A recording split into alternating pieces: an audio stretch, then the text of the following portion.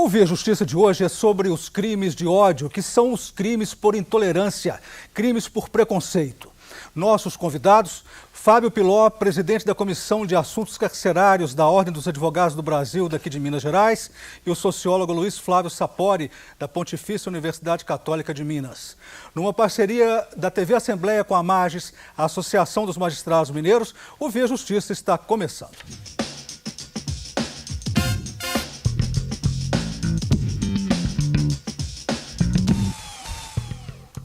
A cada dia, as pessoas andam intolerantes a tudo que seja diferente do que elas pensam. Até há pouco tempo se dizia que o brasileiro era um homem cordial. Isto acabou, professor Sapori? É verdade, o homem brasileiro nunca foi cordial no sentido que a gente usa no senso comum, né? Porque cordialidade vai significar uma certa cultura da paz, né, Fábio? Cordialidade significa respeito pelo outro, né? Uma simpatia, uma disposição de colaboração com o outro. A história do Brasil, Carlos, é uma história de violência, desde a colonização. E quando eu falo violência, violência física, dos confrontos, nas relações cotidianas. Sempre se matou muito na história brasileira. Sempre houve violência física, confrontos, né, sob diversas dimensões ao longo da história imperial, na história republicana. Então, a cordialidade do brasileiro, ela é muito mais no aspecto cultural. Quem usou esse conceito foi um antigo historiador, Sérgio Buarque de Holanda, né, no livro chamado Raízes do Brasil. Pois é, mas na verdade eu diria a cordialidade do ponto de vista cultural, que significa muito mais uma empatia pela capacidade das relações pessoais e efetivas, combina um brasileiro também violento. Na verdade, a sociedade brasileira, a história da sociedade brasileira, infelizmente, é uma história de violência física. Como que o senhor vê isso, doutor Piló? Levando para o direito, eu vejo assim como uma deficiência de enxergar o limite, meu limite em relação ao próximo. Hoje a gente não tem mais essa divisão de limites, né? Então, eu não sei se é pela deficiência na educação, se é pela deficiência no ensino, que tem essa diferença da educação, que é aquela que a gente recebe em casa, do ensino, que é aquilo que a gente recebe nas escolas. Não sei se é pela deficiência do sistema prisional como um todo também, que não dá esse ensino e acaba não educando também, porque é uma das funções, sim, do sistema. Então, há essa a sociedade não enxerga mais esses limites e daí sim surge a intolerância. Você tem a sua convicção e se a pessoa é diferente de você, se a pessoa pensa de modo diferente, você é intolerante e você tende a segregá-la, a suprimi-la da sociedade. Professor Sapori, então, pelo que o senhor disse, o senhor não acredita, então, no brasileiro homem cordial como foi definido. Mas eu pergunto, então, como analisar essa situação de intolerância hoje, que dá a impressão de piorar a cada dia? O que é um preconceito? Podemos dizer assim, há momentos de maior tolerância, há momentos de maior intolerância. Esse momento de agora, como explicar de maior intolerância? A conjuntura é de maior intolerância, né? Porque a conjuntura, e nós estamos falando dos últimos 3 anos, conjuntura, né, é um período muito restrito do tempo. Essa conjuntura é uma conjuntura de exacerbação da polarização política e ideológica. Né? É uma conjuntura de crise econômica. Uhum. É uma conjuntura de perda de legitimidade das instituições. Olha que momento complicado, né, Fábio? Reforço o seu argumento. O cidadão, de maneira geral, brasileiro, né, cidadão médio, ele descrê dos políticos, mas ele também descrê da justiça. Ele acredita pouco na lei. Ele não acredita na capacidade do Estado de Direito, ser o mediador, o provedor de uma ordem pública. Numa conjuntura como essa, Carlos, aí reforçando o argumento do Fábio, se eu não acredito na polícia, se eu acho que ela é corrupta, safada e muito violenta, se eu não acredito nos políticos, se eu acho que os juízes são um bando de privilegiados, se eu acho que a lei não vale para todo mundo, não é igual para todos, no dia a dia dos meus conflitos cotidianos, né, em casa, na vizinhança, no trabalho, né, no lazer, nas relações afetivas, eu tendo a fazer prevalecer os meus interesses específicos. Eu estou menos predisposto a conter a minha agressividade. Eu acho que o argumento do Fábio está corretíssimo. Então, essa conjuntura de crise política, de crise econômica e, principalmente, o que mais me preocupa, Fábio, é algo que está se acentuando recentemente na sociedade brasileira. A perda das legitimidades das instituições do Estado, das instituições mediadoras, das instituições provedoras da ordem pública, polícia, justiça, prisão, lei. Mas por que está acontecendo essa perda dessa legitimidade? Porque, de alguma maneira, a sociedade brasileira não tem sido capaz, o Estado brasileiro, para ser mais específico, não tem sido capaz de conter a violência. O crescimento da violência nos últimos 20 anos no Brasil, cotidiana, nós estamos falando dos homicídios, dos assaltos, dos estupros, o crescimento do sentimento de insegurança. Olha bem, quem está nos assistindo deve vivenciar isso no dia a dia, sabe muito bem, viver sob insegurança, viver com medo, é o que há de pior no cotidiano, Carlos. Nenhuma sociedade democrática, nenhuma sociedade equilibrada se sustenta com as pessoas no dia a dia saindo de casa com medo de ser vítima de algum tipo de crime, de algum tipo de violência. Isso deteriora as relações cotidianas. E gera descredibilidade em todas as instituições. No Ministério Público, na magistratura, na polícia, em tudo, nos políticos. Doutor Fábio, quais são os principais crimes por intolerância? A gente tem a injúria racial, que se difere do racismo. As pessoas confundem muito, né? Porque hoje tudo é racismo, né? E tem essa diferença. A injúria racial é ofender a honra por questões de raça, cor, etnia. Então, se você xinga alguém de preto, a gente escuta muito aí, macaco, não sei o quê, isso não é racismo, isso é injúria racial. Racismo é proibir que aquela pessoa faça algo, entre numa escola, por exemplo, em razão da sua raça, da sua religião. Isso sim é o racismo.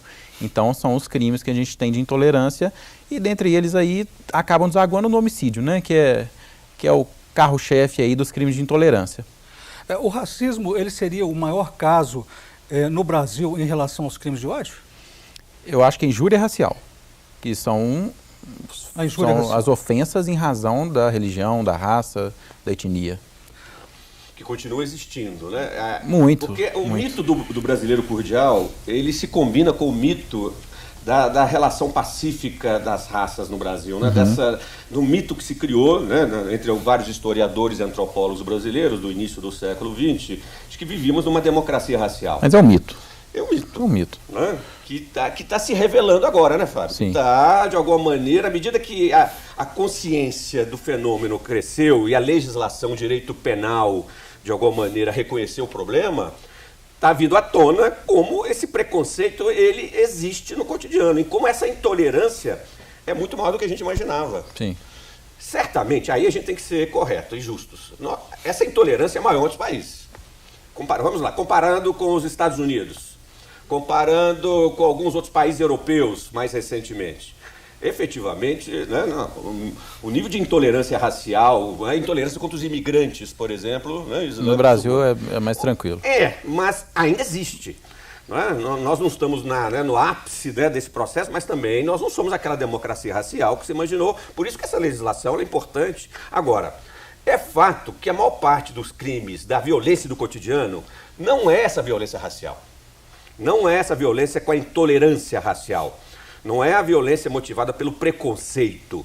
A violência do dia a dia do brasileiro, na sua magnitude, é uma violência da intolerância ou pela incapacidade de resolver conflitos. Sim. Os mais banais possíveis. Hoje se resolve conflitos no tiro, na agressão, igual a gente vê aí casos, né, de adolescentes brigando em porta de boate por uma mera discussão.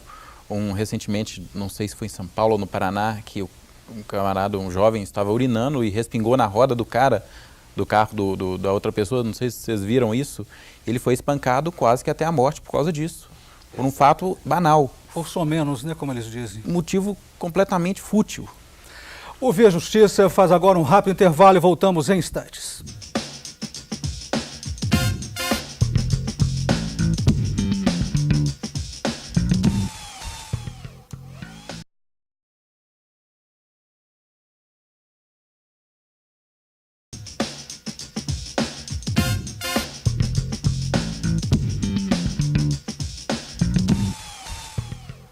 O Via Justiça de hoje, os crimes de ódio, os crimes por intolerância, por preconceito. Participam do programa o advogado Fábio Piló, presidente da Comissão de Assuntos Carcerários da OAB de Minas, e o sociólogo Luiz Flávio Sapori, da Pontifícia Universidade Católica de Minas Gerais. O Portal Brasil trouxe uma reportagem este ano dizendo que, para líderes religiosos de matrizes africanas, os crimes de intolerância estão associados à discriminação racial. Isso procede, doutor Fábio? Sim, eu gosto muito de citar o exemplo dos Estados Unidos, que acabou com a escravidão no final do século XVIII, né, no final do século XIX, e daí eles vieram com a 13ª emenda da Constituição, falando que seria proibida a escravidão. Mas daí eles têm uma brecha nessa 13ª emenda. Eu até aconselho o documentário que chama A 13ª Emenda. E daí eles começaram a escravizar novamente através das prisões dos negros e segregar essas pessoas em razão da raça com as prisões. E eu trago esse exemplo para o Brasil também. Se a gente começar a observar e pegar os dados do nosso sistema carcerário, ele é composto predominantemente de negros. Isso é sim uma intolerância também, porque a sociedade, o Sapori sabe bem disso, ela tende a separar, segregar tudo aquilo que é diferente para ela, né? Tudo aquilo que não é aceitável. E foi o que os Estados Unidos fizeram, segregar os negros através das prisões, com políticas de aprisionamento em massa, como a gente vem fazendo também no Brasil, agora com essa proposta do Michel Temer de estender o período dentro da prisão para aqueles condenados no regime fechado a crimes cometidos com violência e grave ameaça e de corrupção ativa e passiva. Então é uma política de aprisionamento de negros, sim, porque as pessoas que cometem crimes praticados, né, com violência e grave ameaça são, sim, em sua maioria, negros. E isso são dados concretos no sistema prisional. Então são crimes de intolerância racial. São fatos de intolerância racial, atos. Professor Sapori, como explicar a intolerância religiosa? Ela não se diferencia, eu diria, da intolerância racial, da intolerância ideológica, política, por exemplo, que nós vivenciamos no Brasil esse ano, né? Nós tivemos à beira de conflitos físicos, aliás, não à beira, aconteceram concretamente nas ruas brasileiras vários conflitos violentos entre divergências, né, político-ideológicas. Então, a intolerância religiosa, ela não se separa das outras, Carlos, porque a intolerância religiosa, da mesma maneira, do ponto de vista sociológico, é a incapacidade ou a dificuldade de você reconhecer a diferença. A diferença é vista como um mal. O diferente daquilo que você acredita, o divergente daquilo, da sua crença, da sua fé, é visto como uma ameaça. E deve ser segregado, é isso que a população pensa. Em alguns casos segregado ou em outros casos até eliminado. A história da humanidade está recheada disso. A intolerância religiosa ela é um marco da história do mundo ocidental. Inclusive, o catolicismo, né, infelizmente, protagonizou muito disso na Idade Média, né, e ao longo dos últimos 5 séculos. Na verdade, a intolerância religiosa, você vai dizer, ela existe no Brasil? Existe no cotidiano, mas a relativa convivência pacífica entre as religiões no Brasil tem sido uma marca da nossa história. Há alguns episódios recentes, por exemplo, de alguma maneira, de uma intolerância com as religiões afrodescendentes. O crescimento das religiões, por exemplo, protestantes, evangélicas, tem sido uma marca recente do Brasil. O Brasil já não é mais eminentemente um país católico. O Brasil hoje há uma maior diversidade, né, desse espectro, né, religioso. Eu diria, cara, então isso existe, mas não é efetivamente, vou dizer, uma maior manifestação da intolerância e da violência da intolerância no nosso cotidiano. A religião não? Não é. Não, a questão de raça, sim. Política tem se tornado, né? Homofobia? Homofobia, bastante, porque eu não entendo a incapacidade do ser humano em conviver com as diferenças. As pessoas têm que ser iguais a você. Eu gostaria de explicar, que o senhor explicasse isso melhor para o nosso entendimento, melhor entendimento, né? Como é que é o campo mental das pessoas que não conseguem respeitar as diferenças? Como o senhor vê isso, professor Sapori? Um marco do ser humano, uma característica do ser humano. Então não é importante, não é uma peculiaridade do brasileiro. Não é uma peculiaridade de 2015, 2016. A história do ser humano, a história da humanidade é marcada por essa dificuldade com a diferença. no seu sentido mais amplo, por uma razão muito simples. As suas crenças, os seus valores definem a sua identidade, Marco. Definem aquilo que você entende como o seu sentido da vida, da sua existência. A diferença é, na verdade, a manifestação de uma possibilidade de interpretar o mundo e a vida de uma maneira alternativa. Isso pode colocar em xeque não só as suas crenças, mas coloca em xeque a sua identidade, as suas certezas da vida. Por isso que a diferença, ela, num certo sentido, ela é uma ameaça, um risco à sua própria integridade psíquica. Não só individual, mas principalmente coletiva, porque essas identidades envolvem grupos.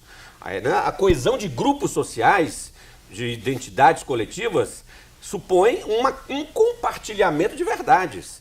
A diferença coloca em risco essa certeza.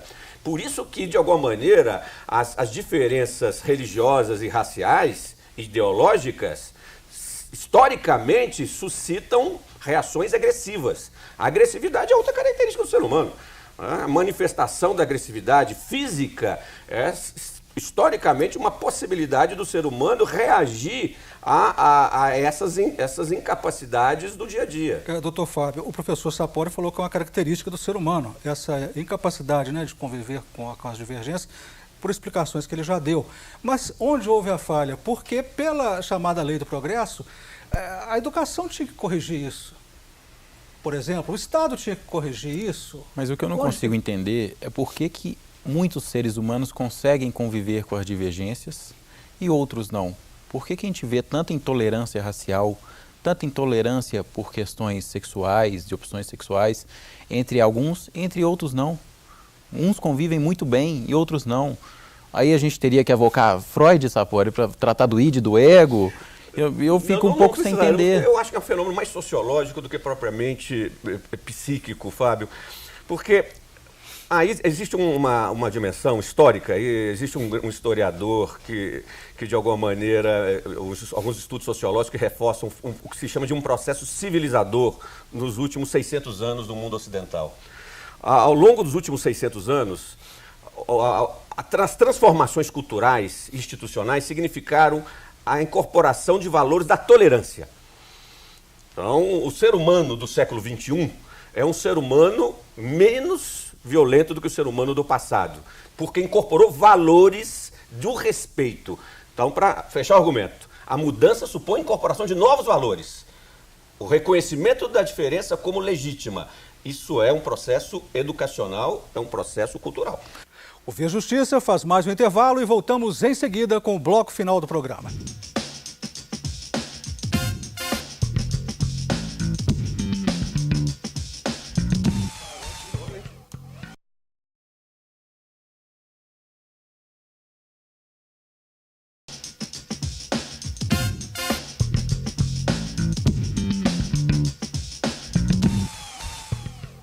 O Via Justiça e os crimes por preconceito, os chamados crimes de ódio ou por intolerância. Participando do programa, o advogado Fábio Piló, presidente da Comissão de Assuntos Carcerários da OAB de Minas Gerais, e o sociólogo Luiz Flávio Sapori, da Pontifícia Universidade Católica de Minas. Qual é o papel da escola na formação de uma cultura de tolerância? Nós ouvimos a presidente da Comissão de Participação Popular aqui da Assembleia Legislativa de Minas Gerais, a deputada Marília Campos, sobre isso. Nós discutimos aqui na Assembleia Legislativa o Plano Estadual da Educação, um processo amplo de debate que aconteceu no interior, aqui também na capital, e a minha expectativa é que ele seja aprovado na Assembleia, para que a educação em Minas Gerais ela dê a sua contribuição, fazendo com que as escolas ajudem a construir e a respeitar essa cultura das diferenças. É o local que tem a diferença ali, a questão racial, a questão de gênero, a questão da orientação sexual, as classes sociais. Ali na escola é o espaço do conflito e ele não pode ser negado, porque senão você exclui. Pergunto para os senhores de que forma a sala de aula pode ajudar numa cultura de paz entre os jovens, doutor Fábio. Nós, na OAB, nós temos uma comissão chamada OAB Vai à Escola, que executa um programa chamado Direito na Escola. E daí a gente leva o direito para crianças do ensino fundamental e do ensino médio, crianças até 16, 17 anos. E a ideia é mostrar para essas crianças a função dos limites, levando o direito e mostrando o limite. E nisso a gente fala muito de intolerância, a gente fala muito de bullying, né, que são casos de intolerância, sim, dentro das escolas. E a ideia principal é, sim, mostrar o limite através da lei, que a lei ela traz deveres e direitos. Então, nisso a gente tenta reduzir um pouco essa questão da intolerância, expandindo a mente dessas crianças para a necessidade da convivência social com a diversidade. Professor Sapori, essas iniciativas já estão presentes. Por que não conseguem resolver até o momento essa questão da intolerância? Por exemplo, as escolas. Elas já fazem um trabalho. Já fazem, porque há uma dupla dimensão para mudar uma realidade como essa. Para você mudar uma sociedade, transformá-la, né, numa sociedade menos intolerante ou mais pacífica, como é o nosso caso, não basta você imbuir as escolas, as instituições da sociedade civil. Você não faz uma mudança apenas dos valores. A mudança de valores, a mudança da educação das crianças, ela não vai surtir muito resultado se você não mudar os adultos. A família. A família e os adultos. Não adianta, você não muda uma geração mantendo as gerações antigas nos valores convencionais, na ideia da intolerância, da violência, né, da não aceitação da diversidade. Nesse sentido, a mudança tem que vir também pela afirmação do Estado de Direito. Você tem que diminuir a impunidade. Como disse bem o Fábio, você induz através do ensino e da família novos valores, mas através da lei você também define com clareza que a intolerância e a violência vai ser punida severamente, para reforçar os novos valores. O problema é, se essa lei não é devidamente cumprida, se as pessoas adultas percebem, as novas gerações estão percebendo que esses novos valores não estão sendo reafirmados pela lei, pela capacidade do Estado de Direito se afirmar, a mudança ela vai acontecer de uma maneira muito aleatória, ou vai acontecer muito lentamente, ou ela vai sofrer transformações de idas e vindas. É um pouco o que acontece na nossa realidade, ou seja, a fragilidade do Estado de Direito, a dificuldade de aplicação da lei na sociedade brasileira é um grande entrave para que essa mudança se consolide. É o que a gente chama no direito penal de reafirmação da norma. O Estado ele precisa reafirmar a norma. Como? Como que ele faz isso? Fazendo cumprir as normas, mas fazendo cumprir as normas para todos. E não somente para determinada camada da sociedade. Isso não está conseguindo. Isso não existe. Vamos dar um exemplo concreto? A violência nos estádios de futebol, né, das torcidas organizadas, é uma violência de tolerância. Sim. Não é isso, Carlos? Sim, completamente. Olha como é que esse fenômeno vai e volta, permanece no nosso cotidiano. Por quê? Por que as torcidas organizadas continuam sendo um fulcro dessa violência, dessa intolerância? Porque o sistema de justiça criminal no Brasil tem sido deficiente para lidar com o problema. A polícia não consegue investigar, ou quando investiga demora muito. O processamento criminal desses indivíduos, Carlos, demora quantos anos, né? Mas é igual eu disse mais cedo, há uma falência de todo o sistema do Estado. Polícia, igual eu já disse, magistratura, Ministério Público, advocacia, sistema carcerário. Então, se você tem uma falência de todo o sistema, a norma ela não é afirmada ou reafirmada. Então, você perde o controle. Professor Sapori, o que dizer sobre o papel da internet na propagação dos crimes de ódio? A internet, ela é para o bem e para o mal, né? A internet, ela não é uma tecnologia com um valor benéfico em si mesmo.